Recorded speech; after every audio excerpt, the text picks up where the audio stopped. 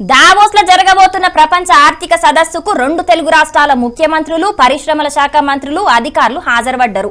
ఇక్కడికెంచి వేరువేరుగా పోయినా గానీ అక్కడ విమాన డిపోలో మాత్రం అందరు కలుసుకున్నారు. ఇక అక్కడి వీడియో బయటికి వచ్చే వరకు ఇప్పుడు దాని గురించి 2 తెలుగు రాష్ట్రాల్లో మస్తు మాట్లాడుకుంటున్నారు. మరి ఎవరేమనుకుంటున్నారో మనం కూడా నజరేద్దాం పాండ్రి. మరి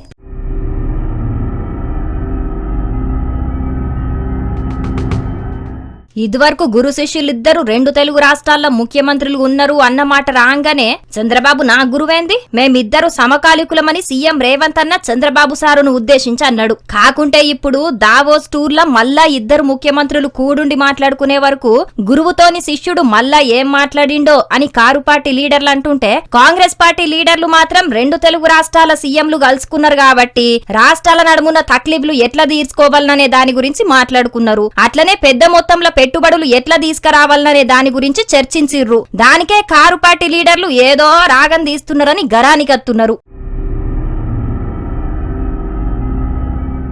సీఎం రేవంత్ రెడ్డి పెట్టుబడులు టూర్లని తిరుగుడేనా, ప్రజలనేమన్నా పట్టించుకునేది ఉన్నదా? పోయిన పడి కూడా పెట్టుబడుల కోసానికి పోయి అచ్చిరాని ఇంగ్లీష్ లా ఇన్వెస్టర్లు న్యూక్లియర్ రియాక్షన్ అనుకుంటా ఏందేందో మాట్లాడి రాష్ట్రం పరుగు తీసిండు. అదానితోని మాట్లాడి వేల పెట్టుబడులు తెత్తమని చెప్పి ఇప్పుడు అదే అదానికి వ్యతిరేకంగా కొట్లాడుతున్నారు.